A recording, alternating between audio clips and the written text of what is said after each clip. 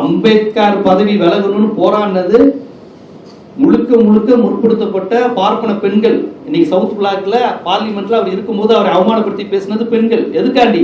பெண்களுக்கு சொத்துரிமை கொண்டு வந்தாருங்கிறதுக்காண்டி, பிற்படுத்தப்பட்டவர்களுக்கு இடஒதுக்கீடு கேட்கிறாருங்கிறதுக்காண்டி, நம்ம மனு தர்மத்தை அசைத்து பார்க்கிறார் அம்பேத்கர்ங்கிறதுக்காண்டி டெல்லியில போராட்டம் நடத்தினது பார்ப்பன பெண்கள்.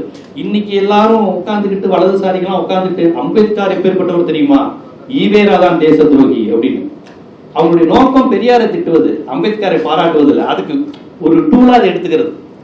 அப்ப இந்த சூழ்நிலையில் தான் தலித் அமைப்புகள் கிட்டத்தட்ட அனைத்துமே இன்று RSS சங் பரிவார் அவர்களை விலைக்கு வாங்கக்கூடிய நிலையில் இருக்கக்கூடிய நிலையில் இங்கு திருமாவளவன் மட்டும் எப்படி இருக்கிறார் என்றால் தேசிய இன அரசியல் அவருக்கு புரிந்திருக்கிறது. அடிப்படையில் நாம் தமிழர் அப்படிங்கிற அந்த அரசியல் எழுச்சி தமிழருக்கு இருக்கு.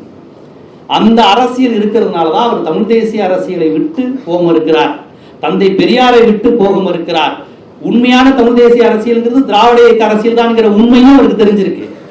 அதனாலதான் அந்த மொழியை வைத்து சாதியை வைத்து அடையாள அரசியலை தூண்டி விடுபவர்களிடம் எச்சரிக்கையாக இருக்கிறார்.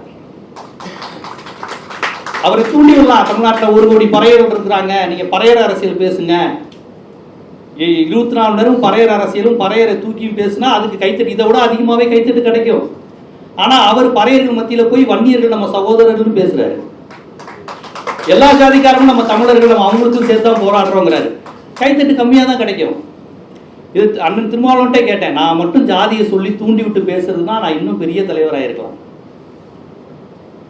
ஆனா அப்படி கிடையாது. ஏன்னா வன்னிய பாட்டாளிகள் ஏன் ரத்தம், அது ஏன் இனம், அது ஆரியர்கள் கையில போயிடக்கூடாதுன்னு சேர்த்து தான் நான் போராடிக்கிட்டு இருக்கேன். அதுதான் அவர். ஆனா பிற பறையர் சமூக தலைவர்கள் அப்படி இருக்க மாட்டாங்க.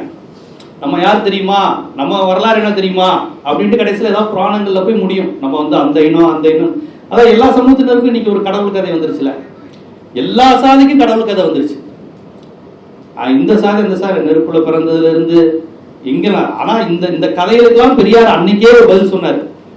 ஐயா தலையில பிறந்தாங்கிறாங்க, தொடையில பிறந்தாங்கிறாங்க, தோல்ல பிறந்தாங்கிறாங்க ஐயா.